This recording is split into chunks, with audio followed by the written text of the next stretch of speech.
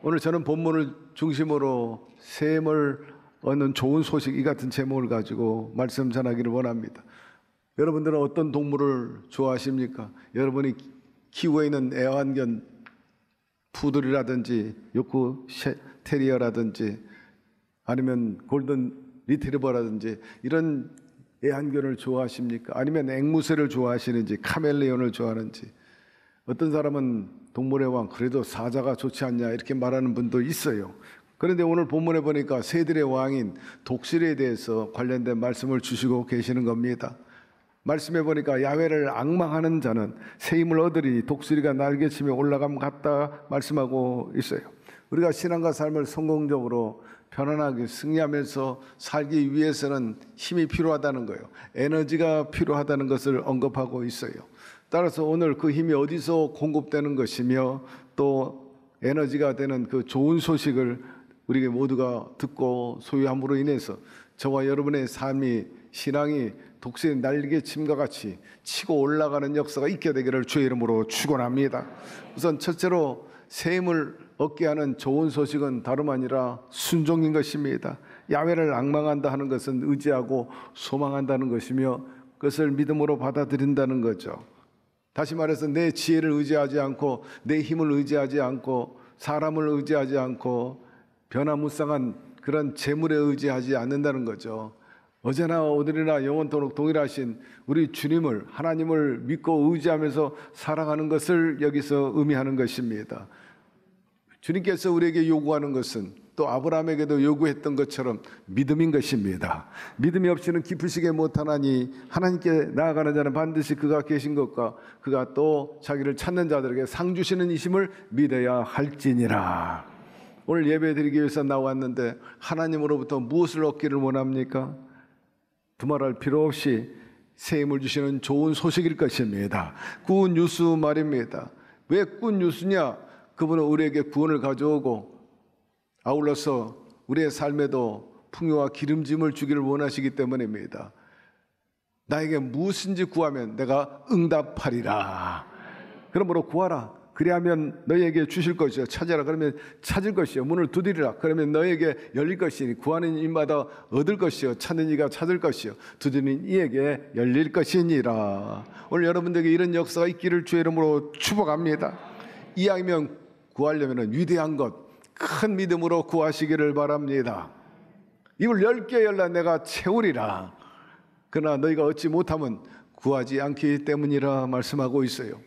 여러분 말씀에 순종하시기를 바랍니다. 그것이 여러분에게 굿뉴스가 될 거예요. 무슨 그런 선한 역사가 일어나겠는가? 그렇게 불신하면은 여러분 이런 기적이 일어나지 않는다고 말씀하고 있지 않습니까? 야훼를 기대하고 바란다는 것은 바로 곧 말씀을 신뢰하고 순종하는 것을 의미합니다. 하나님을 바란다는 것은 몸과 마음, 하나님을 향해 있다는 것이고 그 말씀대로 순종하는 것을 말합니다. 이 순종에는 다양한 의미가 포함되어 있는데 먼저 내 속에 있는 욕심과 야망을 포기하는 것을 의미하는 거죠. 내 자신을 사랑하는 것도 마찬가지입니다. 성경에 기록하기를 자기 생명을 사랑하는 자는 잃어버릴 것이요 이 세상에서 자기 생명을 미워하는 자는 영생하도록 보존하리라 합니다. 자기 생명을 사랑하는 자, 일반적으로 자기 생명을 아끼지 않고 사랑하지 않는 자가 어디 있겠습니까? 그러나 하나님은 자기 생명보다 예수 생명을 더 소중히 여기기를 바라시는 분이신 것입니다. 그렇기 때문에 사도 바울은 자기 자아를 죽였어요. 자기 자랑과 욕심, 가지고 있는 어떤 백그라운드, 배경 다 포기했어요. 분투와 같이 버렸다. 쓰레기처럼 버렸다는 겁니다. 덧붙여 하는 말이 나는 날마다 죽노라. 매일같이 죽는다는 거예요. 자기 자아를 죽이는 거예요. 욕심을 죽이는 거예요. 야망을 죽이는 거예요. 오직 내 뜻이 아니라 하나님 뜻대로 살겠다는 거예요. 자기를 비우는 것을 말합니다. 그리고 그 비움의 그 자리에 바로 은혜와 진리로 채우겠다는 것입니다. 어떤 분들은 신앙생활하면서 자기의 능력과 지혜와 노하우, 가진 어떤 백그라운드 갖고 더 얻기를 원합니다. 채움받기를 원해요. 인본주의는 당연한 이치입니다. 자기 힘으로, 자기 수고로 소득을 얻고 내가 배부르겠다, 부유하게 살겠다. 덧붙여서 이왕이면 다다익선이니까 하나님의 능력도 받아가지고 하나님의 축복도 받아가지고 내 힘으로도 부유하고 하나님 힘으로도 부유하겠다. 여러분, 성공할 것 같지만 성공할 수 없다는 거예요. 하나님 법칙에는 내 힘과 내 능력과 내 노하우, 너 지혜 버리라는 거예요. 내려놓으라는 거예요. 비우라는 거예요. 대신에 거기에 하나님의 지혜와 하나님의 말씀과 하나님의 능력과 소망과 성령으로 채우라는 것입니다. 너희는 먼저 그 나라와 그 의를 구하라. 그러면 이 모든 것을 너에게 더하시리라. 따라서 몸을 비우는 게 아니라 마음을 비우라는 것입니다. 무거우면 날지 못해요. 새들이 몸집이 그렇게 크지 않아요. 뭐 호랑이처럼 사자처럼 큰 새 본 적이 없어. 예. 여러분, 새는 몸이 가벼워요. 아니, 뼛속까지도 아주 비어있어. 새들은 가벼워. 어느 영국의 해안에 이런 팻말이 기록되어 있어요. 갈매기에게 먹이를 주지 마시오. 사람들이 갈매기를 사랑한다고 사람이 먹는 햄, 소시지 던져줘요. 그 결과 어떻게 됩니까? 살만 쪄, 비만해요. 날아다니면서 먹이를 취해야 되는데 사람이 주는 그 먹이 먹다 보니까 날 생각도 하지 못하지. 비만이 됩니다. 그건 죽이는 거예요. 아니, 갈매기의 그 멋진 모습은 유유작작하게 창공을 날아다니는 것 아니야? 자유롭게 말이에요. 바라보는 사람도 참 부러워. 나도 저처럼 날아다니면 좋겠다. 그런데 여러분, 몸이 무거우면 결코 날 수가 없습니다. 우리가 뒤뚱뒤뚱합니다. 예, 몸이 무거우니까 그럴 때 뭐 뒤뚱뒤뚱하고 우리가 잘 날아다니지 못해요. 갈매기처럼. 역시 갈매기의 멋진 모습은 유유작작하게 창공을 치고 날아다니는 것입니다. 그것이 갈매기의 제맛이죠. 사람은 몸이 아니라 마음이 가벼워야 합니다. 그러면 사람이 마음이 가벼워야 된다. 무슨 뜻입니까?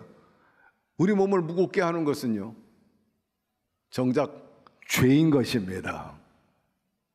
마음의 양심의 가책이 우리를 무겁게 하는 거예요. 최초의 살인자 가인이 뭐라고 고백합니까? 내 죄벌이 너무 무거워 견딜 수가 없습니다. 죄가인도 있을 때 무거워. 여러분, 주님 앞에 나와서 죄사함 받을 때 얼마나 가벼워요. 재판장이 너 죄 없어 그러면 얼마나 자유가 되고 편안하고. 그러므로 마음을 비우고 은혜와 진리로 채우게 되기를 바랍니다. 그리하면 피곤한 자에게는 능력을 주시고 무능한 자에게 힘을 더하시리라 합니다. 그러므로 인생에 지치고 피곤하고 절망하고 있는 사람들은 반드시 야훼 하나님을 바라봐야 합니다. 새 힘을 주시겠다고 하니까 말입니다. 이처럼 좋은 소식이 어디 있어요? 그렇지 않으면 지치고 넘어질 수밖에 없는 거죠. 엘리야가 갈멜산에서 바알 선지자들과 영적 대결할 때 얼마나 긴장하고 한편은 두려워하면서도 하나님의 주신 능력으로 결국 전쟁에서 이기게 됩니다만은 너무 막 진액을 빼고 기력을 다하다 보니까 나중엔 탈전하고 완전히 번아웃 돼버렸어요. 그리고 이세벨이 죽이겠다는 그 말에 그 용장이 믿음의 용사가 주랭당 쳐가지고 저 광야로 나가서 그리 시냇가에서 절망합니다. 낙심하면서 주여 내 목숨 거두어 주십시오. 이만하면 됐습니다. 그렇게 완전히 자포자기에 빠지고 마는데 그러나 하나님의 음성이 들려오잖아요. 까마귀를 통해서 먹일 것 마실 것 제공하고 아직도 너에겐 사명이 있다. 일어나라. 그래서 새로운 임지로 보내는 것을 알 수가 있습니다. 다윗도 마찬가지. 수많은 전쟁, 도피 생활에서 그는 너무나 피곤해요. 지쳐 있습니다. 포기하고 싶어. 그러나 그에게 가장 큰 힘이 되는 건 어떤 양식이나 어떤 우군이 생겨서가 아니라 다윗이 고백한 것처럼 바로 야훼의 말씀이었던 것입니다. 그가 20년 동안 도피 생활하고 전쟁에 섞여 살면서도 그가 절망하지 않았던 것은 하나님의 말씀이 내 발의 등이요 내 길의 빛이요 말씀이 나의 피난처가 구원의 뿔이 되십니다. 그런 믿음과 고백이 있었기 때문에 그가 극복하고 이길 수 있었던 거죠. 하나님의 말씀과 좋은 소식으로 새 힘을 얻었다. 그렇지 않았으면 그 인생 벌써 끝장나고 절망할 수밖에 없는 다윗이 되었을 겁니다. 마틴 루터도 마찬가지. 중세 카톨릭의 그 권위 앞에, 권사 앞에, 그리고 율법주의 앞에 주눅들었어. 눌려 지쳐가는 그런 시대 속에서 분연이 일어나게 됐어요. 하나님의 말씀이 그에게 새롭게 와닿았죠. 오직 의인은 믿음으로 말미암아 살리라. 그에겐 굿뉴스라. 오직 믿음, 오직 성경, 오직 성령이라.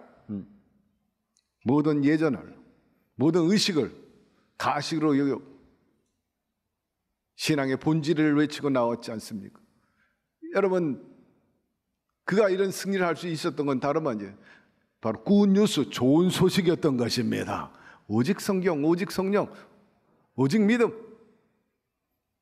특별히 찬송가 585장에 내 주는 강한 성이요 방패와 병기 되시니 그 환난에서 우리를 구하여 내시리로다. 여러분, 이 찬송이 그에게 있어서 종교개혁의 불씨가 되었습니다. 요한 웨슬레도 마찬가지. 영국이 피폐하고 타락해 갈 때 그가 웰더스 게이트 거리에서 로마서 서문을 읽고 큰 도전을 받게 되고 성령의 감동이 돼가지고 성결 운동을 일으키게 되고, 그리고 특별히 탄광청에 탈락한 사람들을 다 회개케 해서 영국의 성령의 대붕을 가져오게끔 되었습니다. 여러분, 이처럼 새로운 분위기, 새로운 신앙, 새로운 도전, 새로운 깨달음과 은혜를 받게 하는 것은 여러분 다름 아니라 주님이 주시는 좋은 소식인 것입니다. 굿뉴스입니다. 그래서 영혼을 소생시키고 인생을 역동적이고 성공적으로 만드는 원천이 되므로, 사랑하는 성도 여러분, 오늘 하나님 전에 나왔으니 하나님의 말씀을 통해 굿뉴스를 통해서 새 힘을 얻게 되기를 바라고, 새로운 도덕적인 힘을 얻게 되기를 바라고, 지적인 새 힘을 얻게 되기를 바라고, 내일을 위한 그런 희망과 행복과 사랑과 승리의 힘을 얻어가지고 하나님께 영광을 돌리고 주님의 살아계심을 보여주는 그런 기염을 토하는 여러분의 신앙과 삶을 살게 되기를 주의 이름으로 축원합니다. 두 번째로 새 힘을 얻는 좋은 소식에는 약속이 있습니다. 말씀해 보니까 야훼를 앙망하는 자는 다른 박지라 해도 곤비치 아니하겠고 걸어가도 피곤치 아니하리라. 여기서 세 가지 약속을 하고 있어요. 올라간다는 거예요. 다른 박질한다는 거예요. 그리고 걸어가도 피곤치 않다는 거죠. 첫 번째, 올라가는 것이 무슨 뜻입니까? 여러분 이미 경험했지만 높은 곳에, 높은 빌딩에 올라가면 시야가 넓어져요. 그리고 멀리 바라볼 수 있어요. 비행기를 타고 올라가면 더더욱 그렇습니다. 아마 우주선을 타면은 우리 살고 있는 지구가 아마 주먹덩어리밖에 크기가 안 보일 것입니다. 서양 속담에 버즈 아이 뷰라는 말이 있습니다. 새 눈을 가지고 본다는 거죠. 올라가면 보편적으로 땅의 모든 것들이 달라 보입니다. 이처럼 하나님과 교통하는 사람도 인생이 달라 보이는 거예요. 가치관이 달라 보고 세계관이 달라집니다. 인생관이 달라지게 되죠.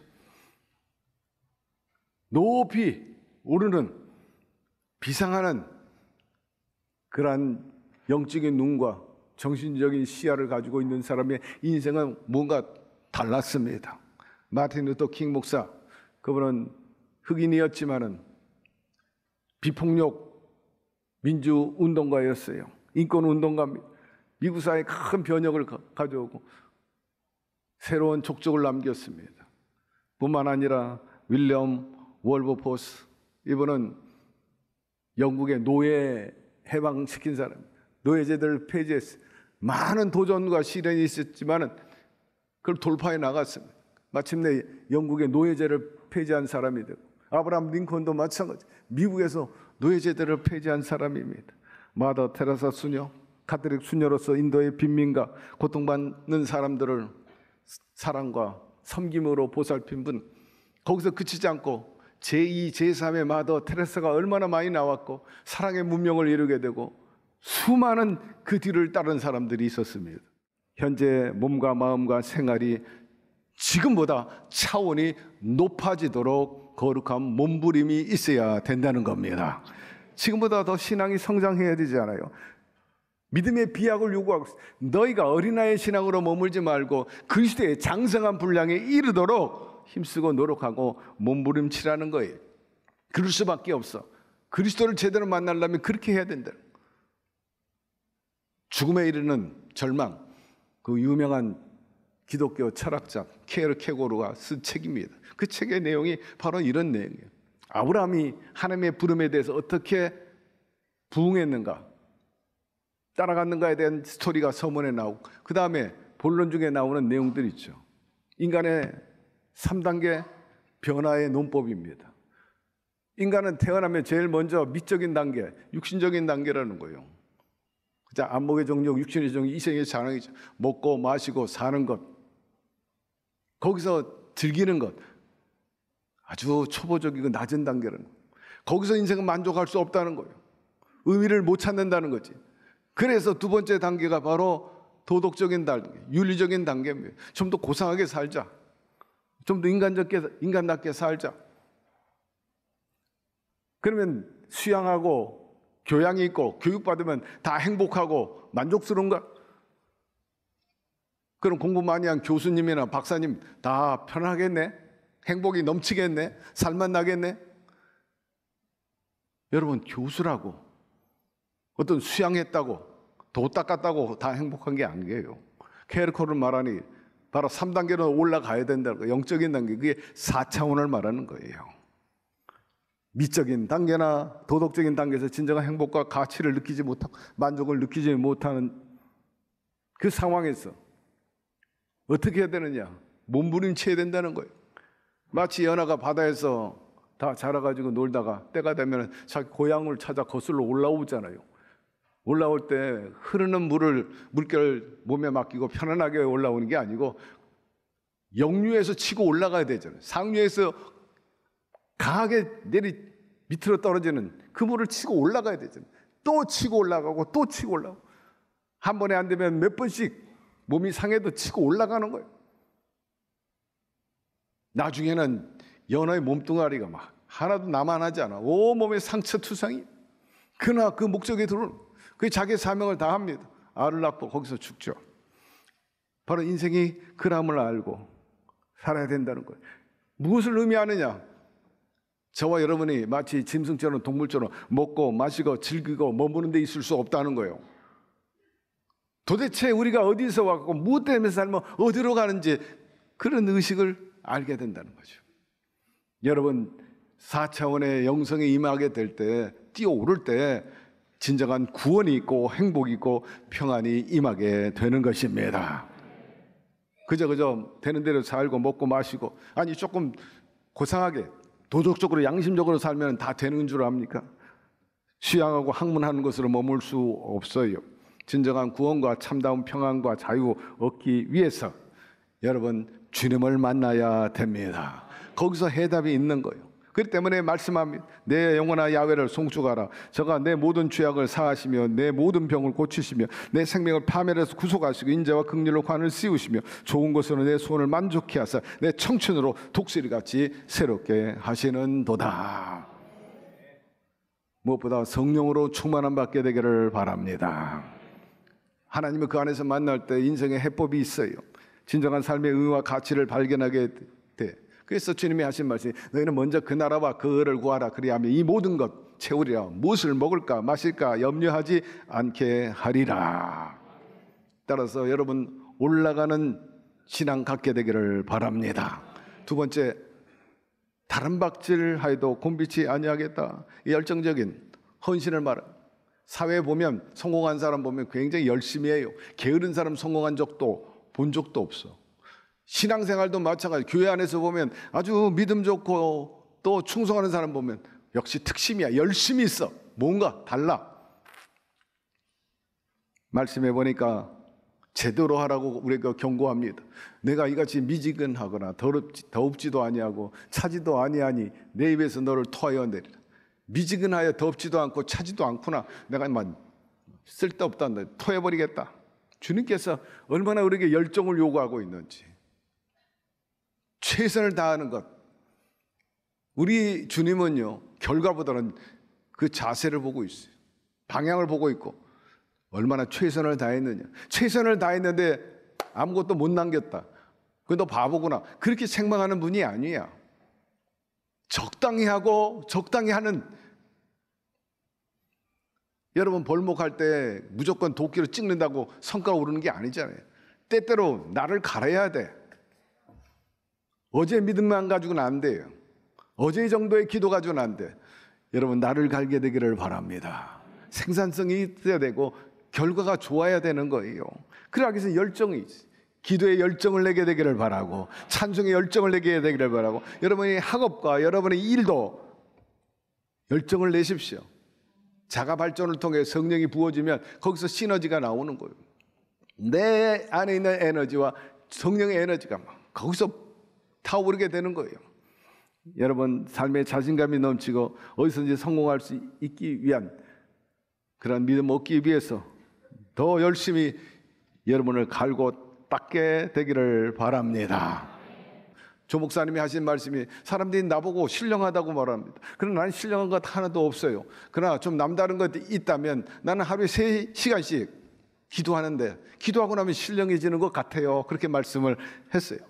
큰 교회 목사님으로서 그런 자기의 사명을 다하고 또 당신의 그 영적인 생활을 잘 유지 관리하기 위해서 최소한 하루에 3시간씩 기도하셨다는 거죠. 역시 사명자일수록 더 많이 기도해야 되고요. 주님과 잘 통하고 신통한 일을 경험하려면 더 많이 기도하는 여러분 되기를 바랍니다. 세 번째, 걸어가도 피곤치 아니하리라. 아무리 좋은 친구, 인간 동행해도요, 피곤한 일이 생깁니다. 때로는 서로 언쟁도 생길 수 있고 서로 이해가 갈라설 수도 있고, 그렇게 같이 죽지 못해 붙어 살았는데 나중에 등 돌리게 되고. 그러나 여러분 인생길 가볍게 하는 분이 바로 예수님이신 것입니다. 주님과 동행하면 쉽고 가벼워진다. 지친 무거운 발걸음도 날듯 그렇게 쉽게 걷는다는 거죠. 병들어서 아파 누워있어요. 혼자 병마와 사투하면 힘들어. 그러나 호스피스 혹은 또 사랑하는 가족이 옆에서 있으면 훨씬 병을 이겨나가기에 쉬운 법입니다. 이와 같이 인생이 힘들고 병들었을 때 주님이 내 곁에 있음을 의식하게 되기를 바라고 그분을 초청하게 되기를 바랍니다. 늘 얘기하잖아요. 귀신도 부르면 온다고. 주의 이름을 부르는 자가 구원을 얻게 됩니다. 왜 안 부르세요? 그분이 힘이 됩니다. 위로가 됩니다. 소망이 됩니다. 일어나게 하시는 것입니다. 오늘날같이 싱글이 많이 사는 시대도 과거에 없었어요. 거의 단독 세대가 많다 하는데 거의 30%가 넘어가고 있어요. 우리나라가.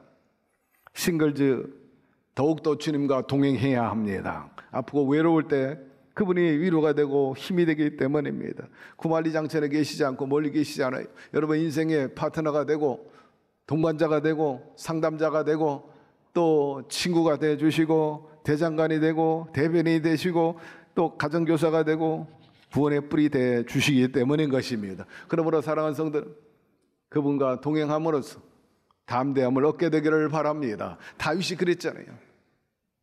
두려워 말라, 내가 너와 함께함이라. 외로워하지 말고 기죽어 있지 말게 되시기를 바랍니다. 볼지어다 내가 세상 끝날까지 너희와 항상 함께 있으리라. 주님이 함께 계시기 때문에 여러분 기죽지 말게 되기를 바랍니다.